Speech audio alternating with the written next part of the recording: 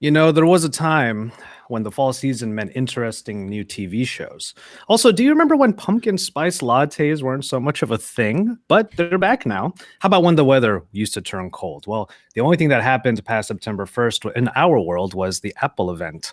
It is completely announced, it's happening on September 12th, but in terms of other news, we've got looks forward to through the holidays, including 5 cameras on the back of a Nokia phone, a 4-digit Snapdragon for bona fide computers, and Fortnite crossplay across Android devices. No thanks to Sony, no less. Oh, and by the way, again, the new iPhone's on its way. All that and more as we settle in for another show. It's the Pocket Now Weekly on this day, September 7 of 2018, episode number 321, brought to you by Pocket Now and XDA developers. From smartphones to tablets to wearables and so much more stuff you've dreamed of having since you were a kid. Let's get talking about all of that stuff. I am your host. Oh, sorry. What's up? Hold on for a second. Brandon, do you hear what I hear? Do you hear what I hear? Do you hear the repetition going on here? No, it sounds just fine to me. Okay, I'm sorry. No, I think I'm being dumb here, and because I have the live chat going on, but I forgot to mute the thing. So I've been contacting. It was like, hey, we're still on, so just wait a few seconds. And I was like, oh yeah, I forgot to mute. So sorry about that, folks.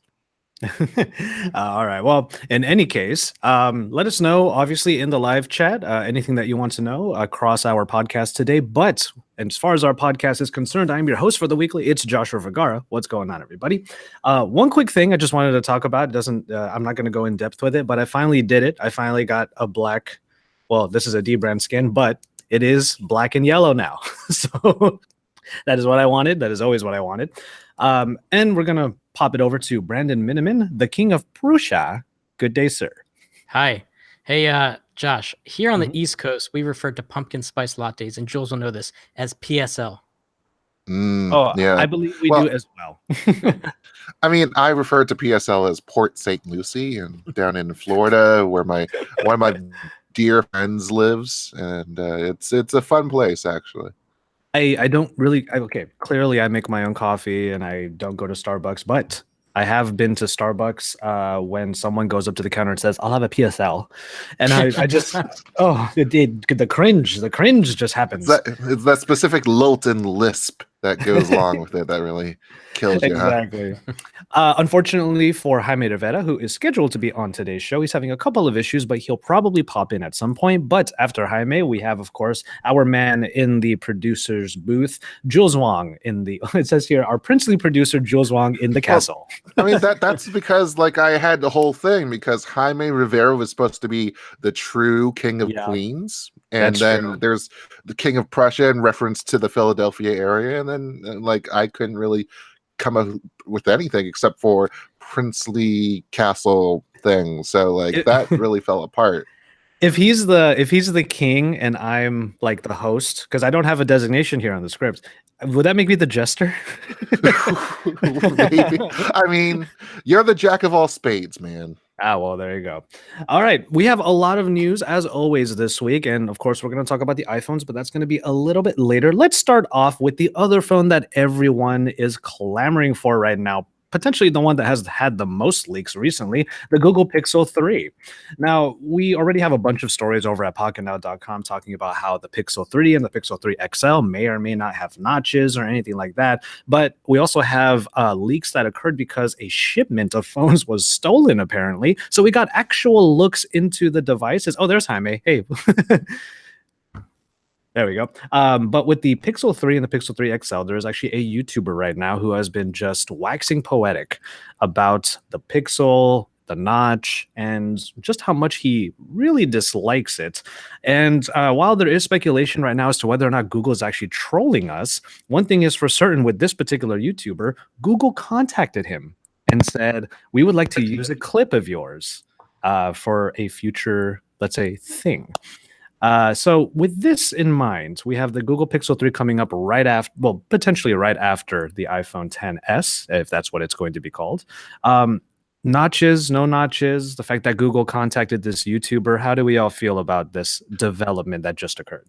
All right, so just for more context here, we are talking about this YouTuber. It's Front Page Tech, and he has had a serious rap against the notches. Every time a leak pulled up, showing off that notch, he's been railing against it. I mean, he rails against a lot of things and uses a lot of clickbait anyways. So, I mean, that's his kind of style. Nothing against him, but it's like, why would you, Google, choose from your hardware team, choose this little clip that you might want to use from someone who's clearly anti-notch, who's clearly anti-Pixel 3 XL, based on the leaks we've seen, and incorporate others who have had a similar kind of dislike, distrust, hate, well, actual full-on hate on this design aspect. So could it be that there is a no-notch device that these devices that you've been seeing out in the real world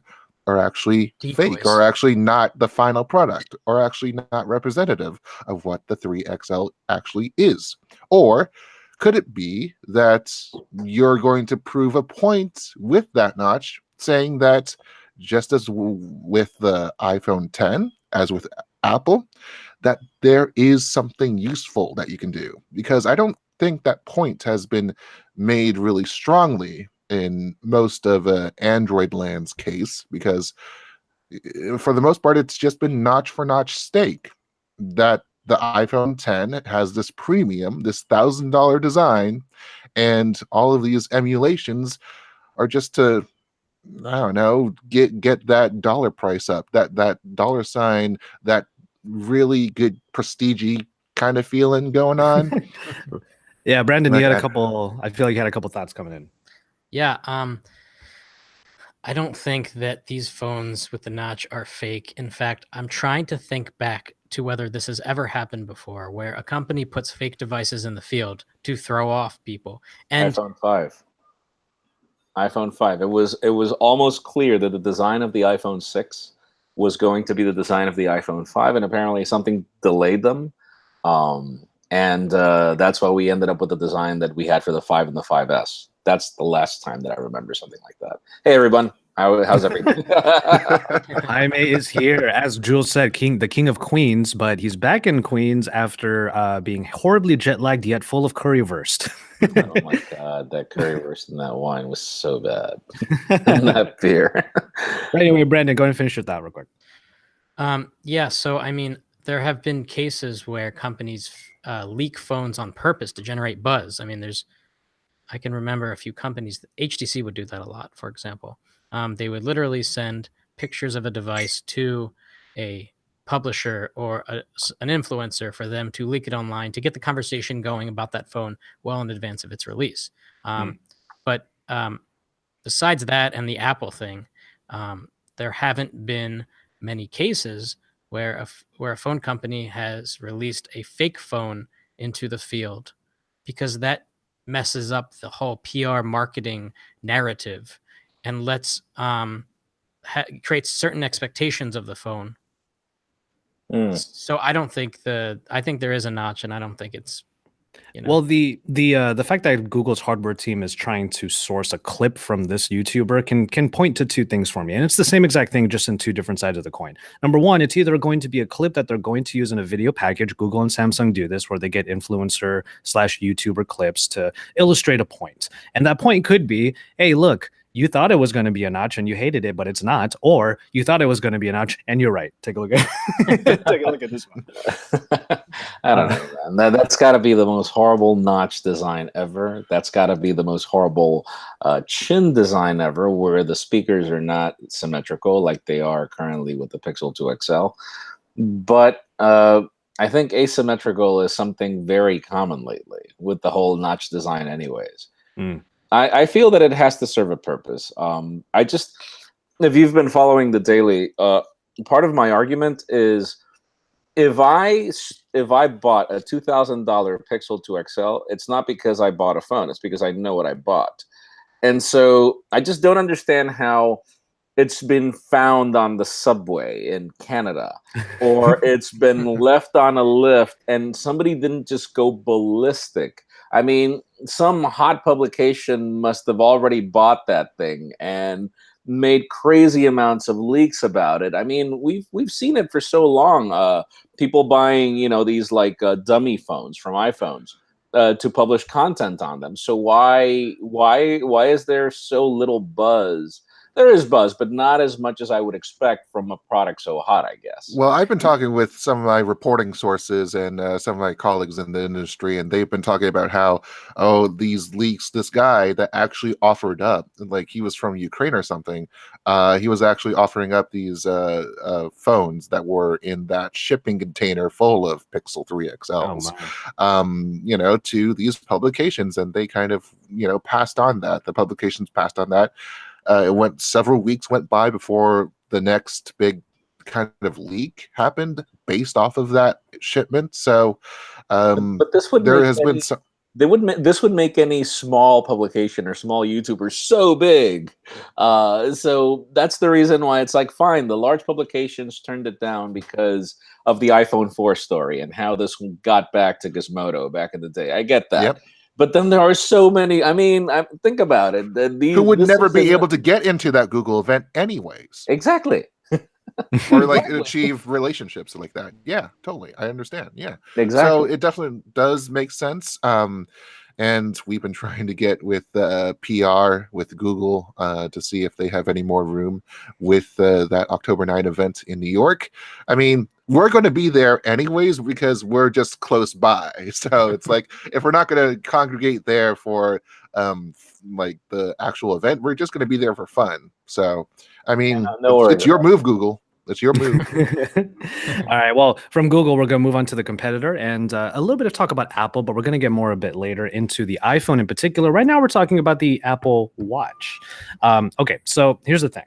Apple is the usual leader when it comes to smart watches, and they continue to be the dominant one with 41% of the market share. But apparently, Samsung and Fossil have kind of fallen off.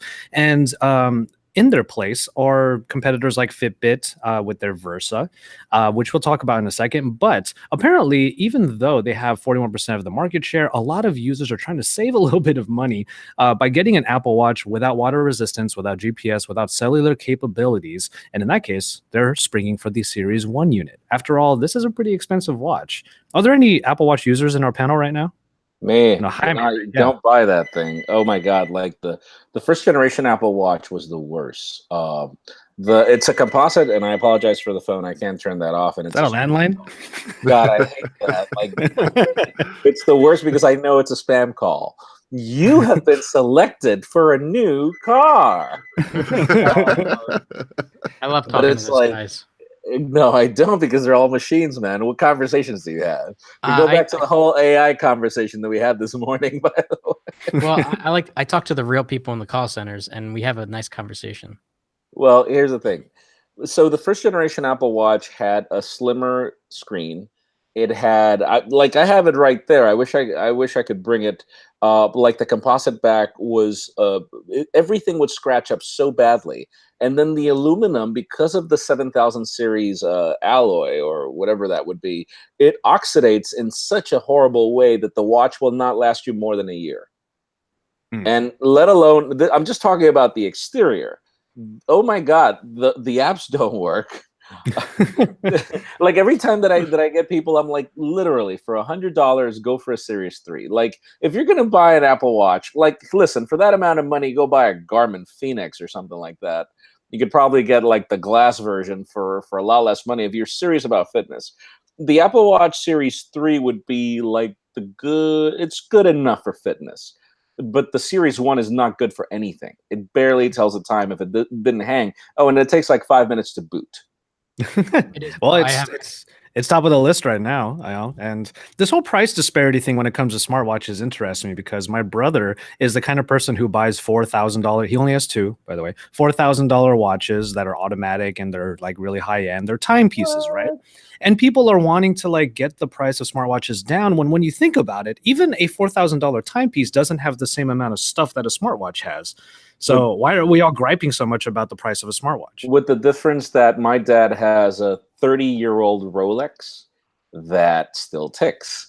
Whereas what guarantee do we have just think about the amount, like the two or three celebrities that bought the $17,000 Apple Watch edition, that gold watch. Like, what do you get for $17,000? You get a class in college. Like, God, it's just ridiculous. Like, I wouldn't pay that much amount of money for tech because of planned obsolescence.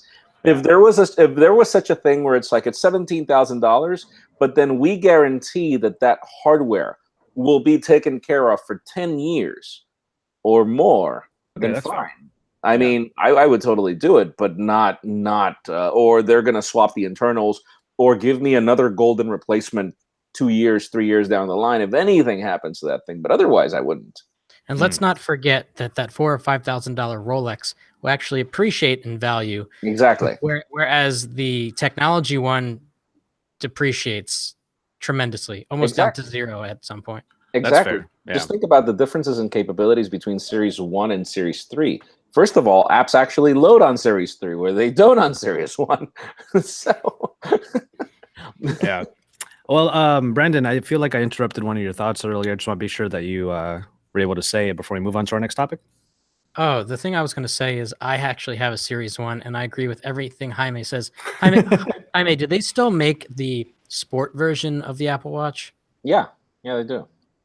I had both the stainless steel and the sport version of Series 1, and my stainless steel got destroyed just by wearing it, like yours. But the sport version's super interesting because it's really lightweight compared to the regular. It is really lightweight, but again, it scratches horribly. I mean, just watch my After the Buzz video. True. I think our After the Buzz of that Series 1, I was just so disappointed because I actually bought the watch. It wasn't a review unit. I actually paid for it. And I am just I have never felt so bad about throwing away $350 $400 in my life, like ever. It's such a bad investment back in the day. It's cheaper now, but it's still bad. Well, I mean, if there's one thing that's clear, like, props to the industry. I mean, with the Apple Watch, we have a lot more competition. A lot of great smartwatches have been coming out, and even just other wearables in general. I mean, the Fitbit Versa is on the list, and I'm not surprised personally to see that Xiaomi's subsidiary Amazfit, Xiaomi in general, to be honest, is third when you have people buying up things like this Mi Band 3 like crazy right now. So, yeah. I mean, the Mi Band, if you've never tried it out, I would highly recommend it. But it's the price tag as well. Josh. That too. That's part of the reason why. Yeah.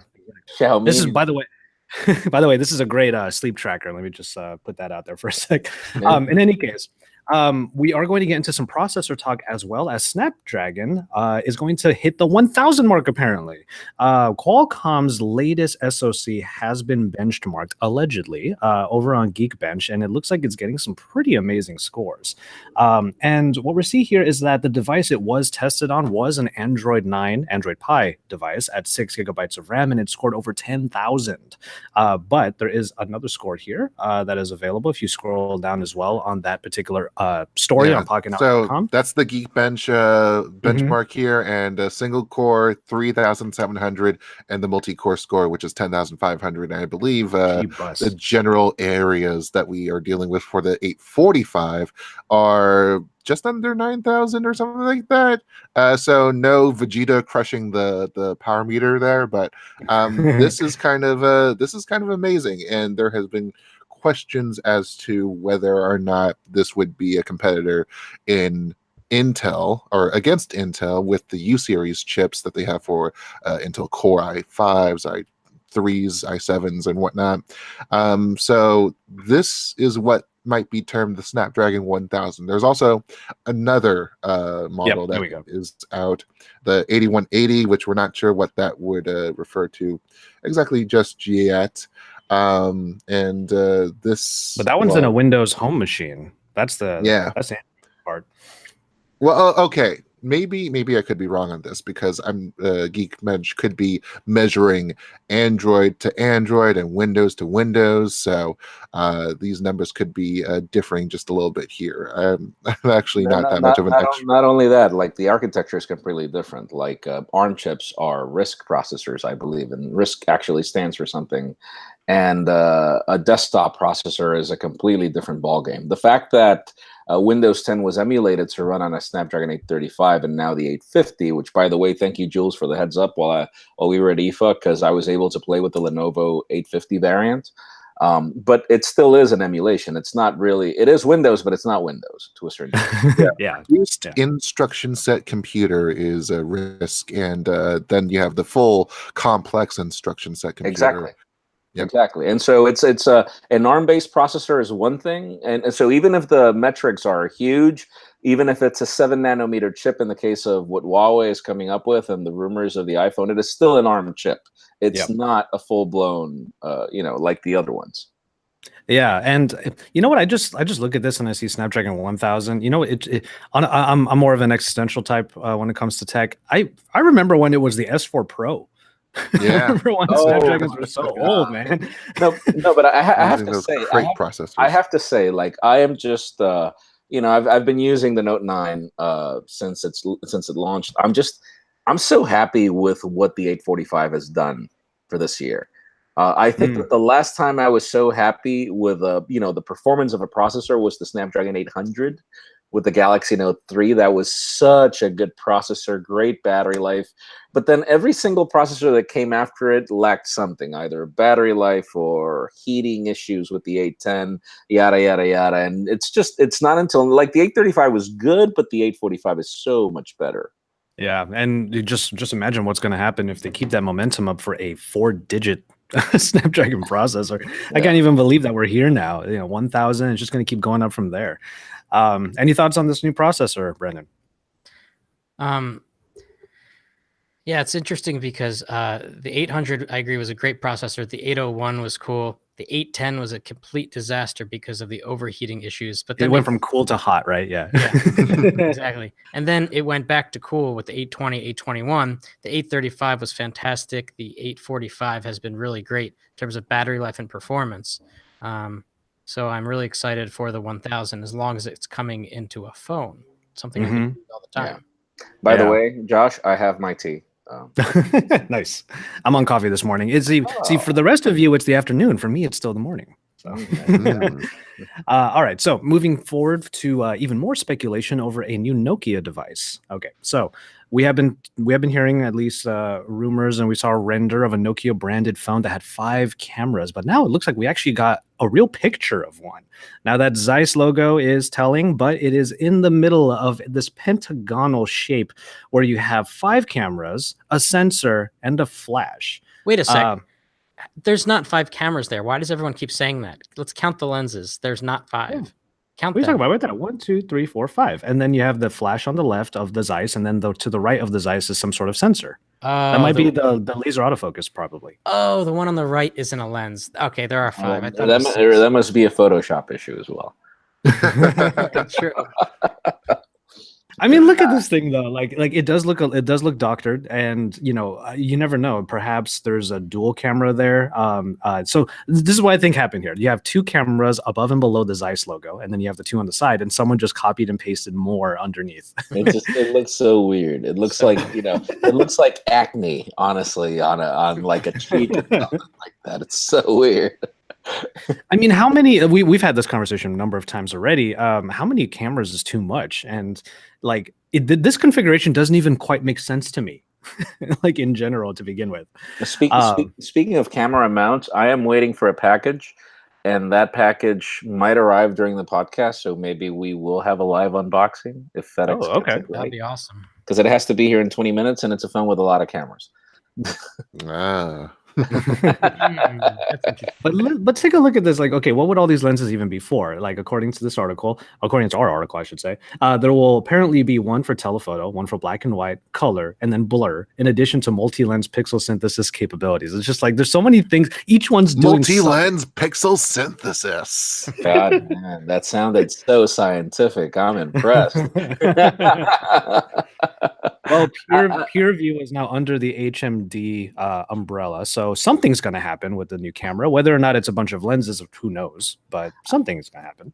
Here's the thing. I think Nokia. I love the way Nicole Scott pointed it out in a podcast that we did with Miriam recently. Where I haven't seen her in forever. I haven't seen Miriam in forever, but I'm actually going to be in her podcast soon. We record tomorrow. That's going to be great.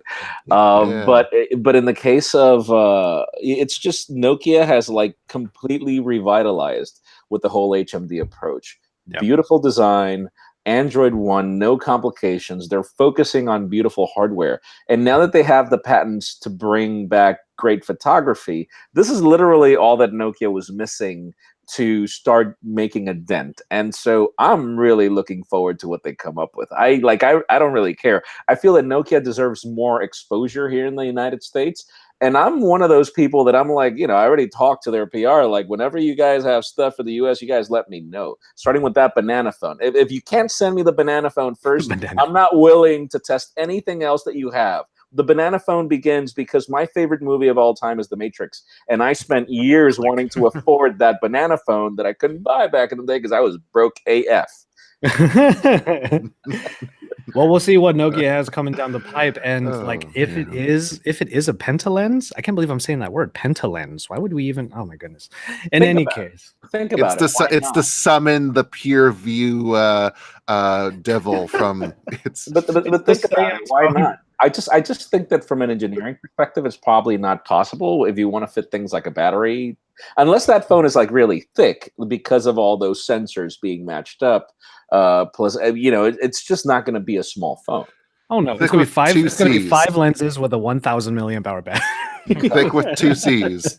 Thick with 2 C's. It'll need like a battery, like you remember the LG G5, which had that battery magic slot. Oh yeah. Yuck.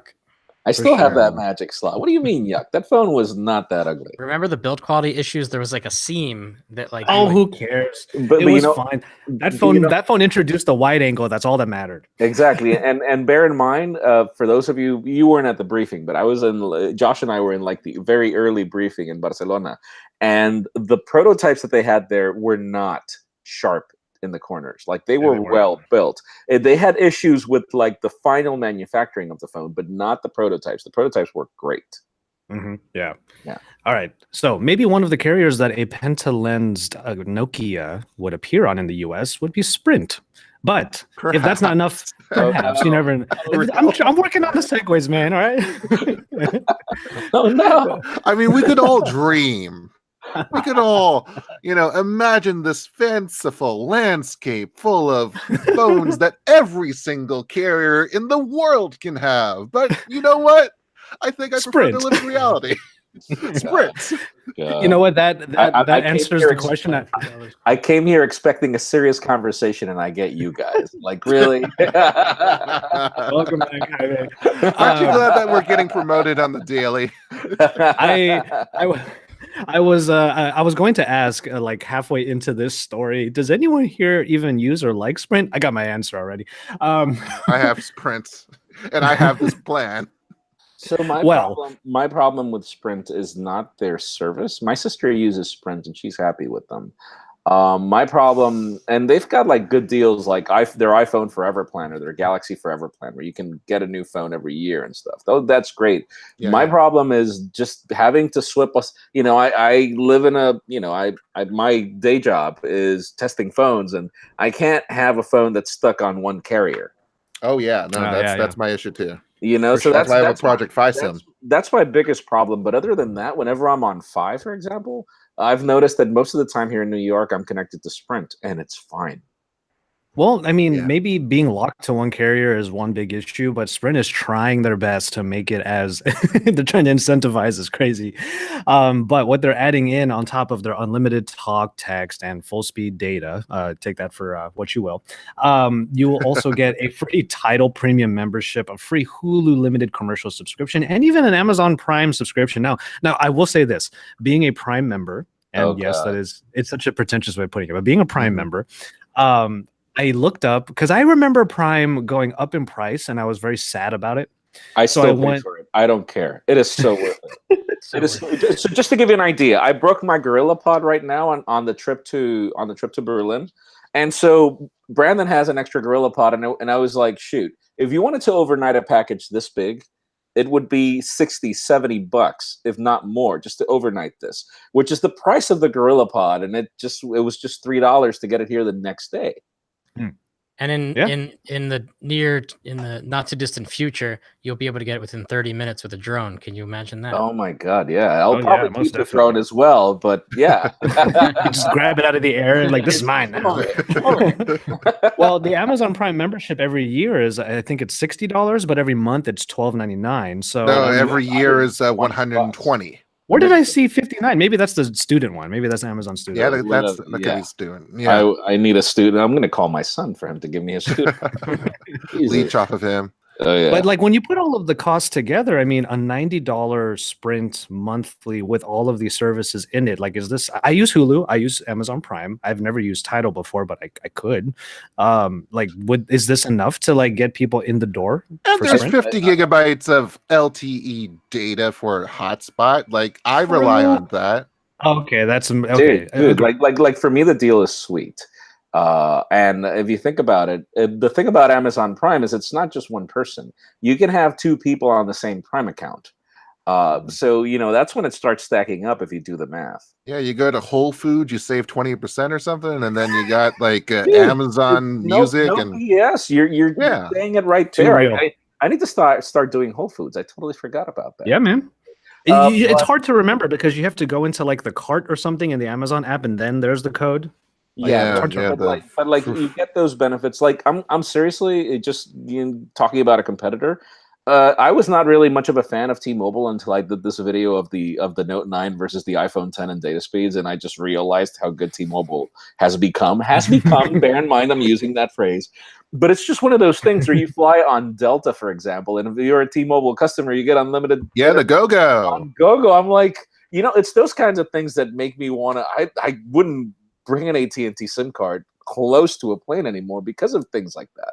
So T-Mobile used to have, I think, free 10 gigs of data if you bought used a tablet through that. Remember that? That was amazing. Yeah, that was amazing. Little deals all the time.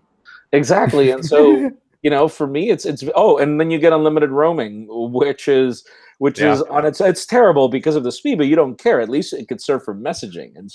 And they just start getting LTE roaming passes anyways. And also like we're forgetting about T-Mobile Tuesdays and the whole thing with that. Like they give out free, discounted sandwiches, pizza, I think they want everybody to forget about that because I haven't heard about it again. But going back to the they've topic been doing it. Sprint, Well, to be fair, they've been doing it every week, and the start of it was pretty, chaotic, and they weren't able to serve everyone because of the overwhelming demand, but they've since have fallen into a rhythm, so everything's more normal. Let me download it. I totally forgotten I'm not in Honduras.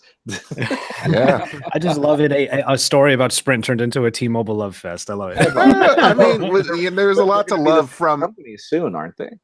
Well, yeah, potentially. That's fair, potentially. But I mean, there's a lot more to love than AT&T or Verizon individually. So hey, yeah, definitely. Fair enough. Well, speaking of things that we're not really big fans of, Bixby and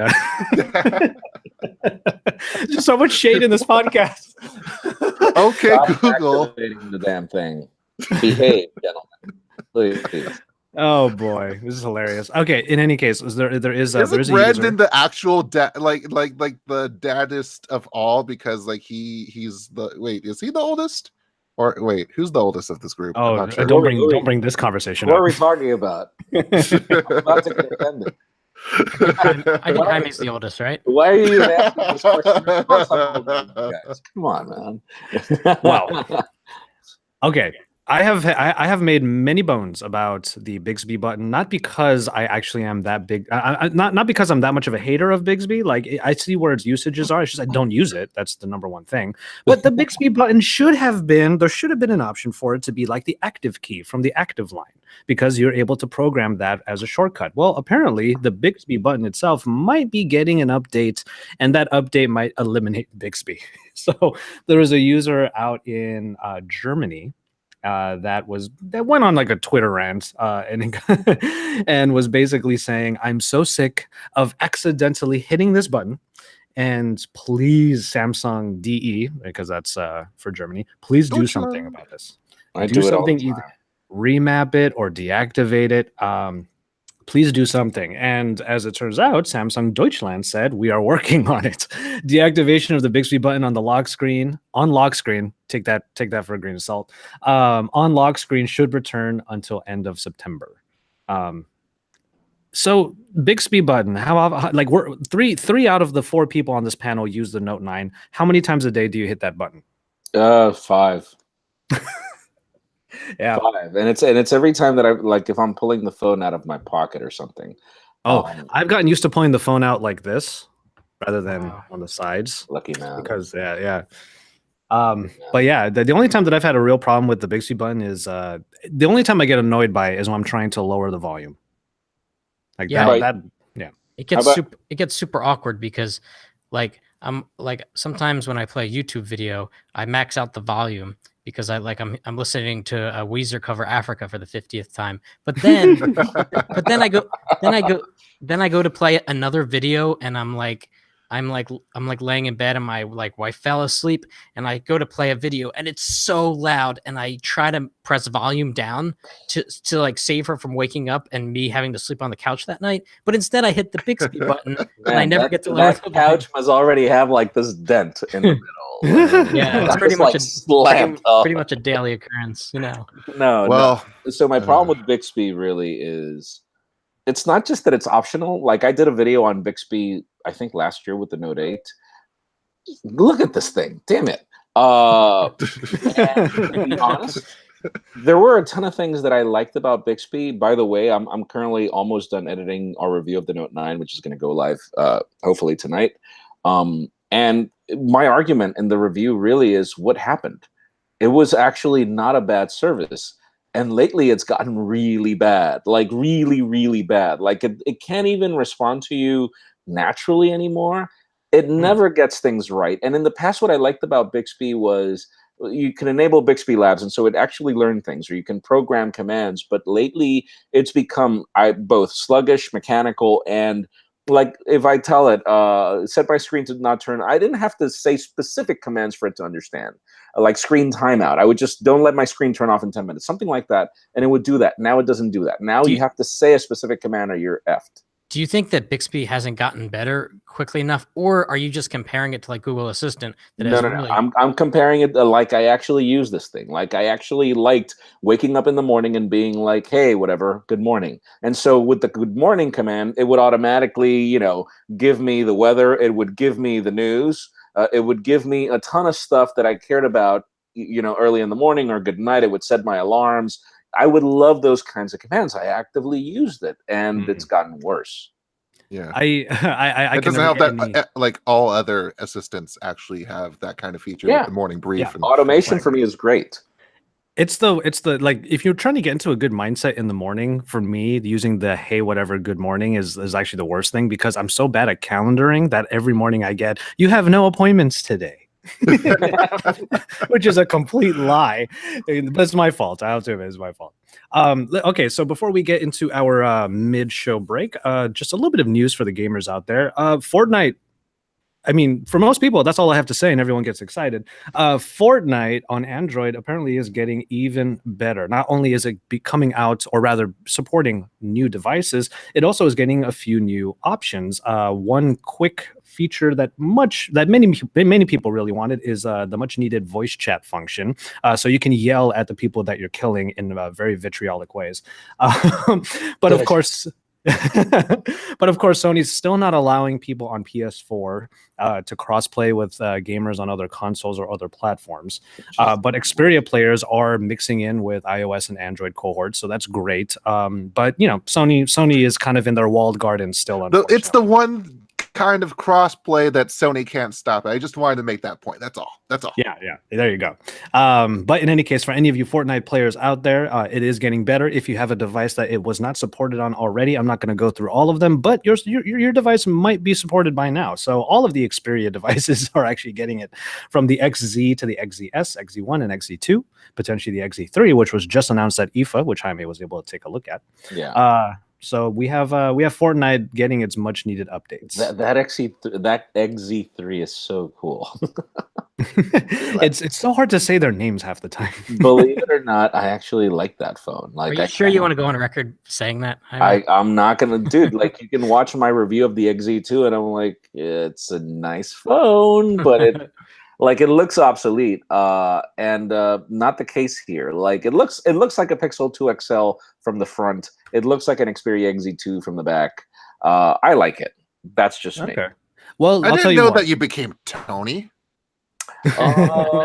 What do you mean? Well, you know what? I would have to change this for Scotch. Which, by the way, Sound like just Tony like and him. Tony and I, no, Tony has far better English than that. But it's funny because every time we're together, we talk to each other in Russian accents. So his fake name is Vladimir, and I forget what. Well, you know what? Since we actually don't have a mid roll for this episode. We don't have a mid break with an ad read and whatnot. So why don't we just jump right into a couple of check-ins real quick? Hi, mate. Some thoughts from IFA. Some hot takes from what is? I'm never going to be able to say what IFA stands for, but some hot takes from Berlin. International Funksha. International Funkausstellung. Do it. You do it, Jules. International Funkausstellung Berlin. Thank you very much, mentor Michael Fisher. God, out of all people, no, it was great to hang out with Fisher. It was great to hang out with the group. Kind of difficult because obviously I was there alone most of the time. I miss you, Jules. Like, seriously? Well, I mean, like, did you at least take a few pictures up on the Fernsehturm? The Fernsehturm, yeah. I did, but it was all at night because I had a video to edit, so I had to be there late. But okay, so things that I liked about IFA, it actually did a little more for mobile than previous shows. I liked that BlackBerry used it as the show. I liked that Honor had something. I liked that Sony also did something. I felt that something. I felt that Samsung. I felt that that Samsung wasn't really missing. I wish that LG. But it was a crazy year, relatively speaking, for an IFA mobile kind of thing. We had 9 phones in the first. We had a day -1 in addition to a day 0 at that show. It was weird, and then LG came up with mid-rangers. For me, honestly, I think the highlights were the Axon 9 Pro. Mainly because fun fact, I had actually seen a very early prototype of that phone, and I was like, why does it have to look like an iPhone? So these things, if you can move that away and you can focus on the fact that we get another phone with more refresh rate on the screen, that the OLED is actually really good. I feel that I can't wait to give it a try. If you move away from those things, you've also got the dual drivers on the audio, so that's great. But for me, honestly, the coolest thing about IFA was that Nubia Alpha. Brandon reached out to me and he's like, dude, go look for this thing. And I'm like, what? What are you talking about? And he's like, this was just announced and this and this and that.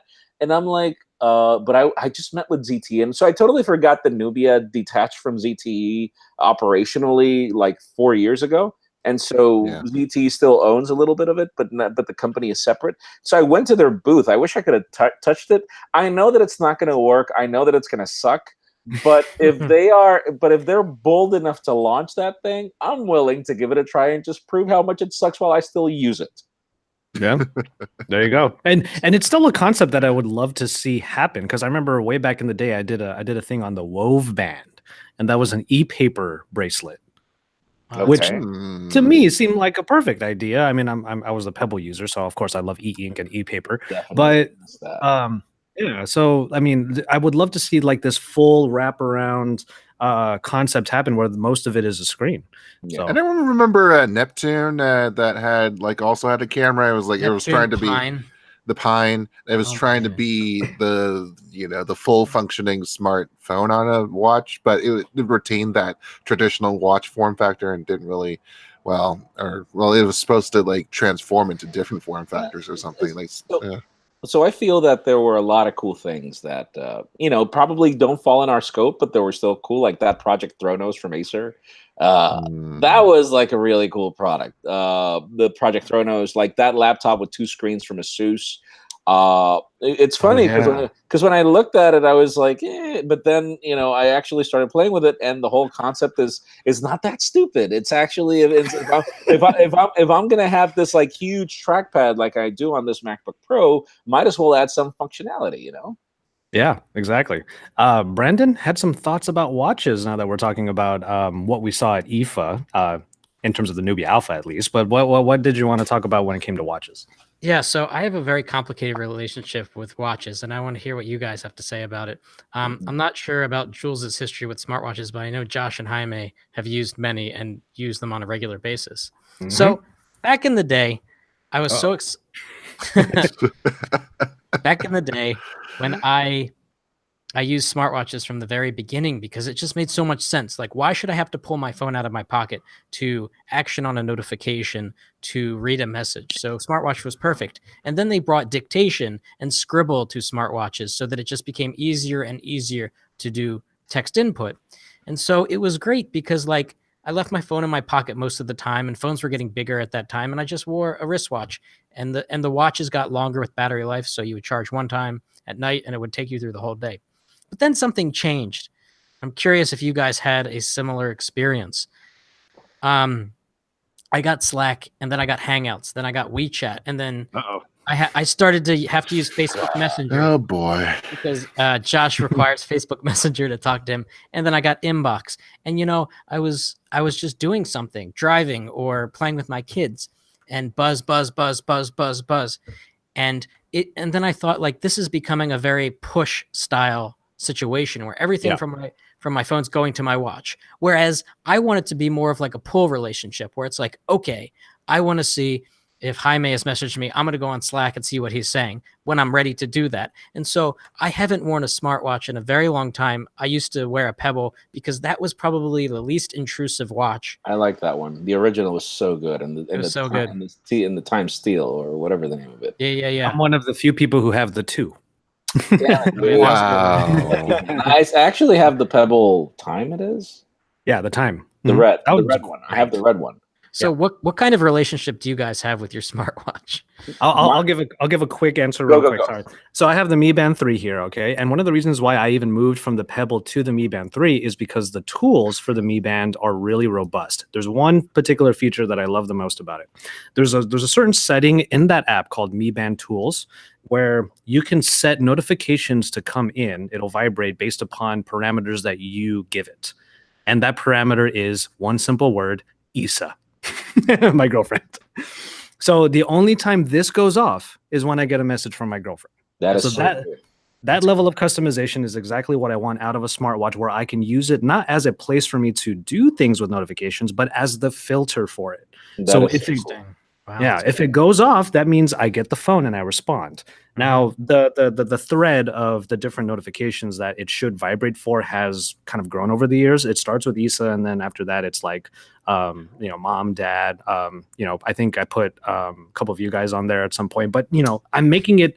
When I started here, I definitely put Jaime and Brandon there because I was like, we need to talk about the podcast and like getting into. But in any case, I can change that thread anytime I want to only be notifications that I want. How about you, Jules? Because I'm going to hijack it after that. Oh, yeah. Well, no, I was just going to say that I used the LG G Watch R for a time, and it's still over here. The contacts have that was such a gone. cool watch, man. Yeah, heavy duty watch.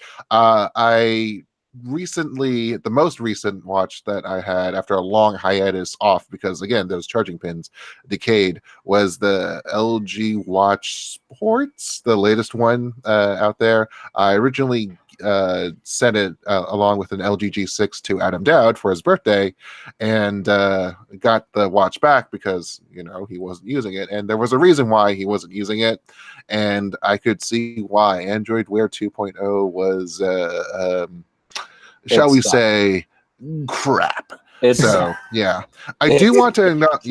Go ahead, and I have to acknowledge something first. Go for it, Jules.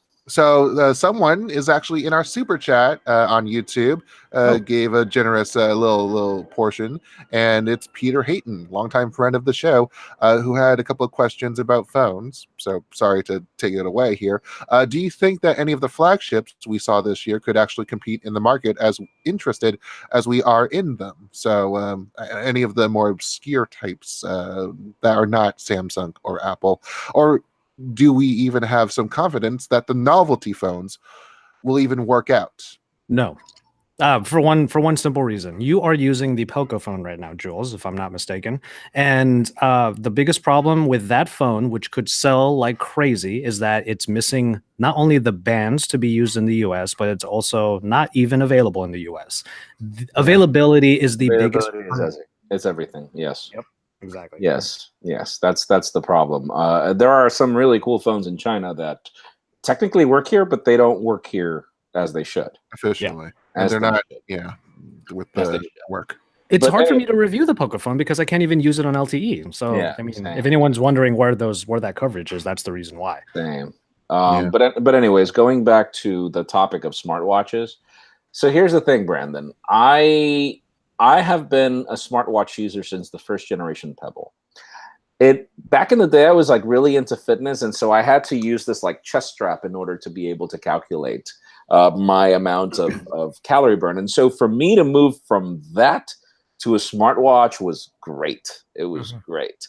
The problem is that smartwatches aren't great. There is only one smartwatch that I would say gets it right, gets most of the essential things of a watch right, except looks, and it's the Apple Watch Series 3. It's the ugliest, worst smartwatch you could ever buy from a visual perspective, but it's the most useful. It's so one thing that I like about the concept of the Apple Watch is you can put on rubber bands on it, go for a run, and it's got a great GPS. I think the GPS is as accurate as the phone. It's that good, the antenna. Wow. It's really good. It does great power management when you're training. You can actually run a full marathon and you'll be fine. And then things like in the case of fitness, like it was the only one that had its own built-in services. So the biggest problem is, like in the case of Android Wear. Let's move over to Android Wear. Why does Android Wear suck? First of all, the operating system is just terrible. The notification services are terrible. And then when it comes to fitness, like Google Fit is the worst. It's just the worst. Like it's got this mode for like sit-ups. I'm like, I'm not going to spend 30 minutes doing sit-ups, you moron. But Jaime, you need a six-pack. I want modes like weight training and the cycling, and I don't want a push-up mode. Why? Just let me. Just why? It makes no sense. I'm like, do you guys even train? Do you guys even? Do you even lift, Google? Do you even lift? Then when it comes to Samsung, and so here's probably the most important segue of why smartwatches suck. The problem is, like, Google does something really good, which is like walking navigation. And the Apple Watch also does really good with that. But the problem with like the Gear watches, the Galaxy Watch, for me, these are the better looking ones. These are the better material ones. But like, it's always this walled garden of it has to talk to Tizen, or it has to talk to Google, or it has to talk to the Apple Watch. And here's the thing, like companies like Apple, for example, or Samsung will not give you the same experience if there aren't apps written for it. So you'll get notifications like cropped up, but like if you want to interact with WhatsApp on the Apple Watch, forget it. It just doesn't work. It has some functionality, but it's really bad. It's like if they try to force companies to create apps for the watch. And no, this is why I love the original Pebble, because nobody had to create anything for it. It just worked. It's not like they're trying to get companies to make watch apps. They are wanting companies to make watch apps. Exactly. But for me, I think that companies are going in the right direction when it comes to fitness. In the fact that, fine, let's stop trying to reinvent the watch if we're not going to make a Rolex here. Let's try to make it a really good fitness machine. But then like third-party apps get it wrong, with the exception of Nike on the Apple Watch. And so we're going through this period where this is like the fifth generation of the smartwatch. And companies are still experimenting with so many things. So it's really hard for me to sit down and recommend them. That's the problem. Yeah. I'm very clear to everybody, you don't need a smartwatch. You don't. It would be really cool if you got one, because I like, for example, having one watch serve me for sleep tracking, having that same watch, just swap the bands, use that watch as an elegant watch, and then swap the bands again and use it for training, but have it be just one watch. In the current state of Android Wear, forget it. Like Wear OS, forget it. That is not the watch for you. The Galaxy Watch is close. It's just their a lot of the things in their software are just not the best. For me, honestly, the best one is still the Apple Watch, and I hate to say that, but you gotta look at these watches from an ad hoc perspective, because that's exactly why I stick with the Pebble and the Mi Bands for one particular reason: the strongest vibration motor. Because this is what wakes me up in the morning. That's all I care about. But see, that's the thing. Have you ever used an Apple Watch? No, of course not. Here's the problem. Here's the thing about it. It's not even a vibration motor. It's that Taptic engine. It's like if it's touching your skin and nobody hears the vibration. It is so cool. Like, so here's the thing. Everybody can hear this watch vibrate if I'm using a stainless steel band, the Galaxy Watch. But if I'm using the Apple Watch, it doesn't matter what band I use. Nobody can hear it. And the moment that it starts vibrating in the morning, like it's so good. Like it is so good. Like the stupid elemental things are gotten right by Apple. I hate that you told me that, because I never knew that about the Apple Watch. God, it's the coolest it's the coolest engine ever. And I'm telling you, I could use any Wear OS watch and I have them all. I can use any of the Galaxy watches and I have them all. And I will still drift back to the Apple Watch. And it's funny because people are like, wait a second, are you reviewing an Android phone and you're using an Apple Watch? I'm like, yes, if I'm at the gym, I will go back to my Apple Watch, sadly. I'm Vega Velez on the YouTube chat. So tell us how you really feel about smartwatches, Jaime. I feel that I would love for another company to get them right. And one of the other users said, "Rip wearables." Rip wearables. God, no, bye Pebble. Bye Rebel. I wish that Samsung got it right, because for me, Samsung does the best design. I just wish that they got the software better. And the rotating bezel is so good. Yes. Oh yeah, no, that's always gonna be cool. But see, this is one thing that I loved about Michael Fisher's review of the first generation Apple Watch when he was still with us, where he was like, okay, this makes no sense. Like, why is it that I have to use the rotating crown on the Apple Watch, but then I have to interact with the screen? Why can't I use the rotating crown and just press the button? Whereas this button serves for me to use Siri, which I'll never use, or to launch an app launcher, which I will never care about. Sure. Like, it makes all the sense in the world. Like in the case of the rotating crown, I hate the fact that I have to rotate and then touch the screen. And the worst part about these watches is because of their power management being so bad, you have to use, even if there's an always on screen, you can't really use it because it'll kill your battery quicker. And so you're walking around with this like switched off, really smudged out watch that looks terrible. And I hate that.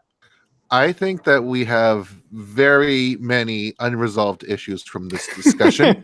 So what we should do is wait until next week, because we have actually a special video podcast lined up for you next Friday. Oh yeah, that's true. Yeah, with the Qualcomm event that's happening on September 10th.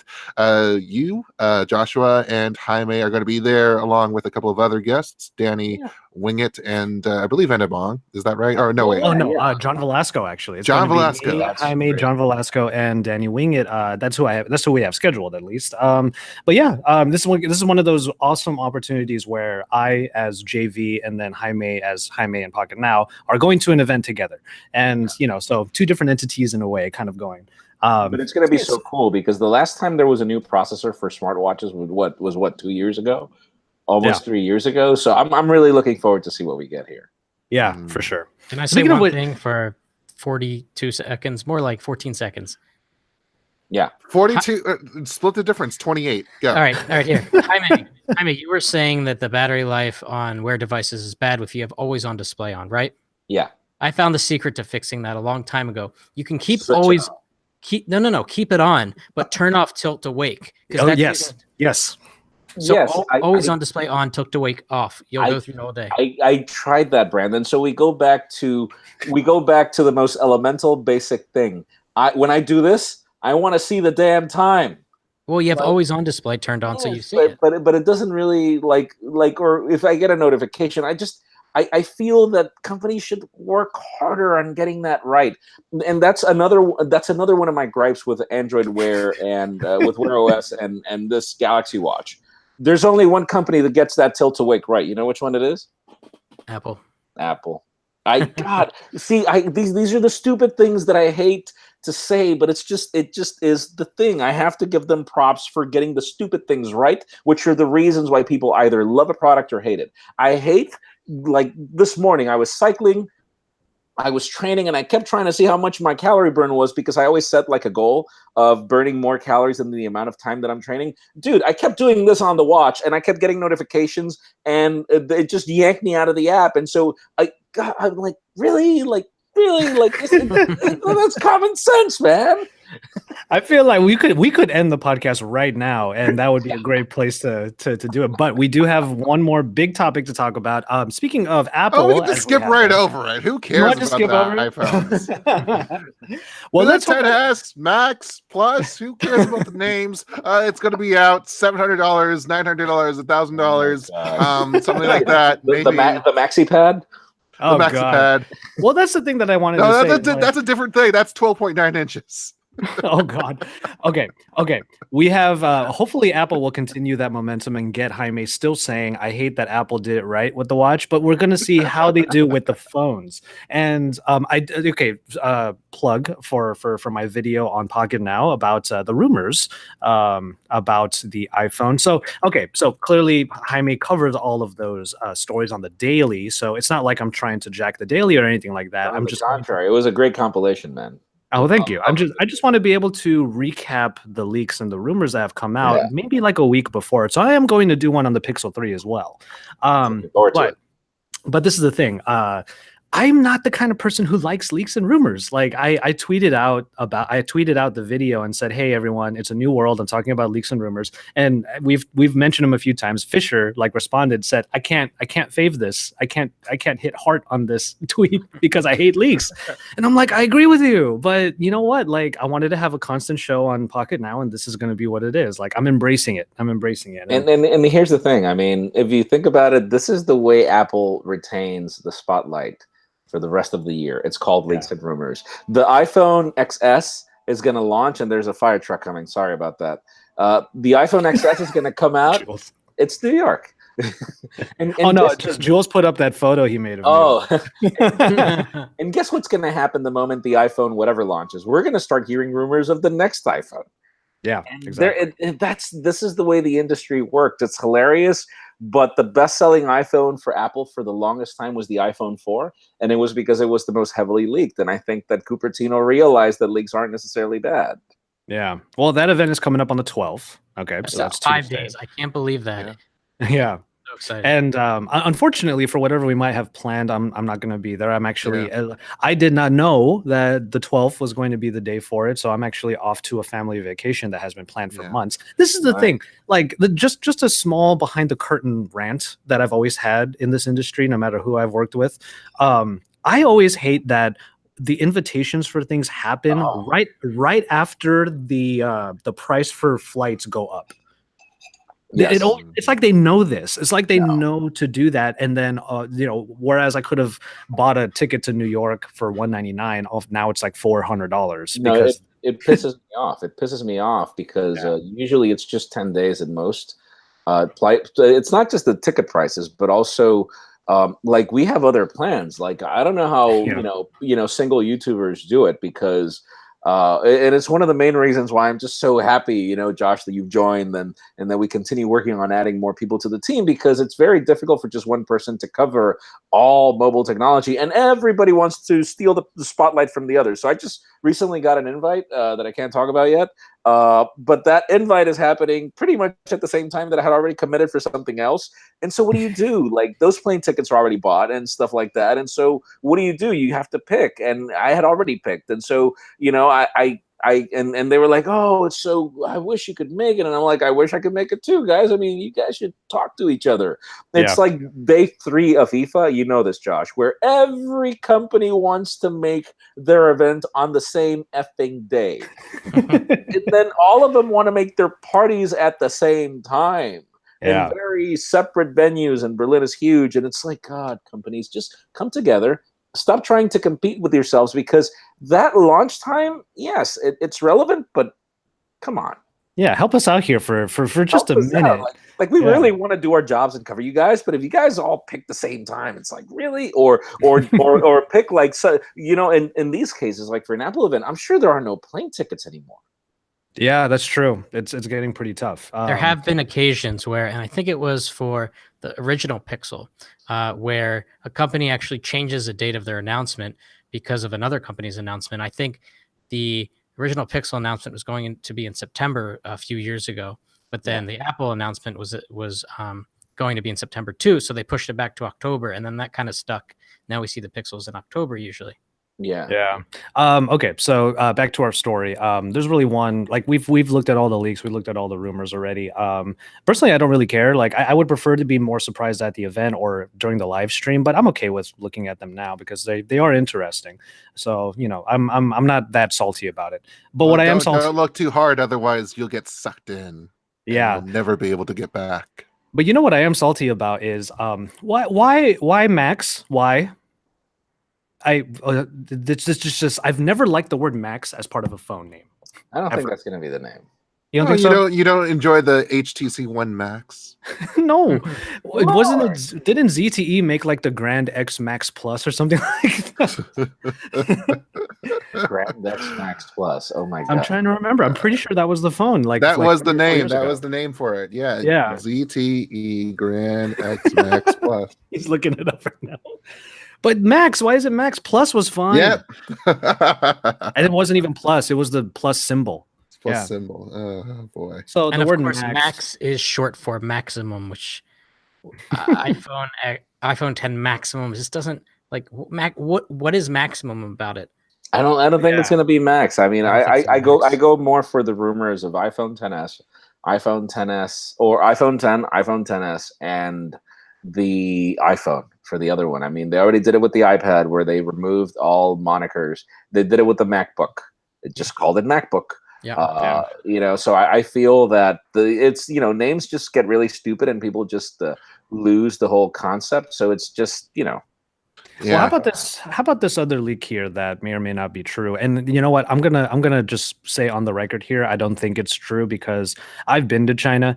In the weeks leading up to an iPhone release, there are always mock-ups and there are always like plastic dummy phones that look like this.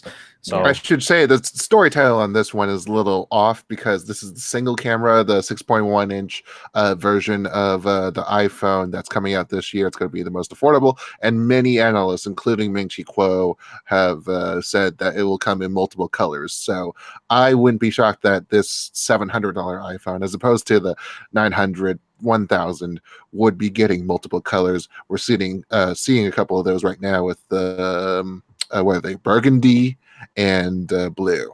So, I like that blue personally. That's a case I would get for a black or white phone. Also, Apple, you're too late. You're 2 months too late to freaking Independence Day. So red, white, and blue. Darn it. God, I totally not noticed that. I wonder what these people at Apple, like the pricing people, are like. You know, we're making a phone that's more affordable. Like, really, like $300 less. That's nothing. Like, but anyways. I think that if the one thing that's going to pull me out of it, because like I've only really watched 1 or 2 Apple announcements for new iPhones and whatnot, and I'll always remember one of my most retweeted and liked tweets was that comment that the Apple Watch, the Series 1, that was like $17,000. I was like, that gets you 3 units in university. Like, this is ridiculous. Mm-hmm. You know, this watch costs more than an education at this point. And I remember saying that, and then it got retweeted a bunch, and it was one of the most viral things I've ever said on Twitter. But for this announcement, if the word Max does come out, I'm out. Like I cannot understand that. But as far as these phones go, like my question here is, why would a phone that is potentially going to be called the iPhone 10 have only one camera? Isn't two cameras like the standard? Yeah, but you have to remember that the more affordable one is going to mimic the iPhone 8, for example, like the smaller. That's the whole purpose of it. So they can't all be called iPhone 10 then, is what I'm thinking. Yeah, there's going to be iPhone. So the rumor has been iPhone 2018 would be the base model, and then the two others will be iPhone 10s, or as I'd like to call them, if you end up cutting yourself with one of them, and you hope that you don't get any infection, the iPhone tetanus. What? Hey, that's interesting. Good job. Well, one of our that was a good shot, Jules. One of our live chat commenters said the iPhone Air, and you know what? At this point, why not? Why the hell not? Oh. All right. Well, I am as far as my plug goes for my video, I am going to do my follow-up pretty soon. Just sort of recounting what you users wanted out of the iPhone, your wish list, I should say. So we're having direct conversations with you guys. That's the one thing I wanted to get in on, because Jaime does a great job on the daily recap. But let's see here. Sorry, keep going. I'll tell you later. Yeah, exactly. Jaime just got really excited. I got something that's really exciting. That's why. Just say it. I'll say it. No, don't say it. He's Save it for gonna say later. later. Save it for I can't later. say it. I can't say it. You can't say It's illegal. You can't. All right. Well, we're going to end this with one fun story, even though we've had way too much fun on this podcast. Yeah, you were talking about university credits, huh? Yes. Speaking of university, apparently over in university campuses, there's a bit. Who wrote this? This is you, Jules. This is me. Line. This is another one of those. Another one in a series of stupid surveys that come out. That's exactly what he said. That's the first 5 words. We came across a stupid survey, or we come across a stupid survey. But in any case, in this case, for academics, apparently, Galaxy users are the most likely to have a first-class honors degree, with 28% of them reporting. And this positive. is in the UK, by the way, so that means extra. The word university so much, yeah. But apparently, for what was the metric for iPhone users, for Apple users again? I'm trying to find it again. Yeah, there are many. So Apple, obviously the largest contingent in university. This is a survey of 2,000 post-grad students with something like in the past 5 years or something like that. Huawei owners were second most likely to go out and party, drinking 2.3 nights a week on average. Samsung owners were the third most at 2 times a week. And then iPhone owners at 2.5 times the week. They take the crown for party freaks. So there's that. You know what? I buck every one of these trends, because back in college, I want to say I did an equal amount of partying and studying, which is to say not much. And but what was partying for you? Because I was, you went to I was Catholic... a BlackBerry user, is what I was to say. Okay. Poor guy. Maybe that's why I didn't get invited to many parties. What were you gonna say, Jules? Where I'm from, having a BlackBerry was a fashion statement, dude. Well, there you go. You really wanted to carry that thing. Well, partying for me was like house parties. I didn't really like. I don't like clubbing personally, and house parties were always my favorite thing. And you know what? If you ask me what like a good time is, it always will involve eating. Like that's just how I am. And I'm on for time served when it comes to clubs, man. I don't want to see him anymore. Brandon, what phone were you using in college or in university, as this article states it? I was using a bunch of obscure Windows mobile phones that I was reviewing at the time. So nothing really that interesting. Like I was using what's that brand? iMate. I was using some iMate phones. But that was HTC, dude. Are you kidding me? That was great. Yeah, so mostly HTC phones that no one really remembers. The iMate, the Q-Tech. You guys really want to ask me this question? The Q-Tech. I was going to. Yeah, I was going to say. What was I using in college? Oh my god! So bear in mind the year 1998. Nokia 250 amps. Okay. What? Look for it. Nokia 250 amps. It was amps meaning analog. It was an analog phone. You'll probably find the 252. Like I've Googled the 250 and you don't really find it anymore, but the 252 was pretty much almost the same phone. That was my first cell phone. Wow. Hold on. This was a 1994 release, apparently. Okay, here we go. Ready? Yeah. No, that wasn't it. There's another one. So this one actually had a flip. So that was like the first generation, and then they came up with another one. So look for the Nokia 252. Was it because it's not just the flip that you need to be able to pull the antenna out. Of course, my friend. Oh, yeah. And bear in mind, you want to laugh. If you wanted the phone to vibrate, there was a special battery that you bought Oh my. that had a vibrating mode. That's So you could put crazy. it on. That was insane. That sounds like a terrible idea. Yeah, and so that's the Nokia 252. So that was the second phone that I had, but both of them looked a lot alike. Look at that box. Look at that crazy, Dude, but crazy it was box. gorgeous. It was gorgeous. I had it in silver. It was the best. And so the funny part is that, well, aside from the vibrating thing and all, it's just back then you would get charged if you received phone calls, and there was no caller ID, and Right. so you would still pick up the phone, and you know that was going to cost you a couple of bucks, but you answered just because you were cool. Hey. Exactly. And to round us out, Jules, who probably was in the best position in college when it comes to using some sort of phone. What was your phone in college? Lucky dude. My phone was the HTC One M7 for most of the time there, nice. and it's got that the Nice. One M8 Oh. I was loaned from Pocket Now, the Harman Kardon edition, Nice. which was the thick, badass, with audiophile phone. And I guess that kind of fit with me because I ended up going into college radio, and that was pretty much the best year of my life, basically. Going Well, look into where that got you. You are a producer extraordinaire right now, man. PRS 88.9. Yeah. All right, cool. Well, on that note, thank you so much for tuning in this week to a really fun Pocket Now Weekly. It's great to have Jaime back and everyone in the panel. Remember, the weekly is just as much a conversation as it is a show, so make sure you make your voices heard either in the comment sections down below if you're watching the live, or by emailing us at podcast@pocketnow.com. You can also tag the cast on Twitter with the hashtag PNWeekly. As for our personal handles, Jaime Rivera is found at Jaime_Rivera. Remember that underscore. Brandon Miniman is at Brandon Mini Man, and Jules is found at Point Jules. I am, of course, your host, Joshua Vergara, and I am found at JV Tech Tea because I love tech and I love drinking tea. Pocket Now is at Pocket Now on Twitter, Facebook, Google+, and YouTube in English and Espanol, where you can find more news on the Pocket Now Daily and Pocket Now Adario every weekday. We're also on PocketNow.com for all of your mobile tech needs. We would love some reviews and ratings through Google, Apple, Stitcher, Pocket Cast, or wherever you happen to be streaming us. And by the way, Brandon and I have been having a lot of discussions around the podcast. We're also on Spotify. I learned. So you can also leave some ratings and some reviews there as well. But no matter where you may be streaming us, make your voices heard, because without those ratings and reviews, we wouldn't be able to continue making this show for your eyes and ears for now 321 weeks straight. With that, we will call it on this edition of the Weekly. Take care, and we'll talk tech again next week. Can you believe it? We'll have 2 shows next week. This is going to be crazy. Oh my Yeah. God.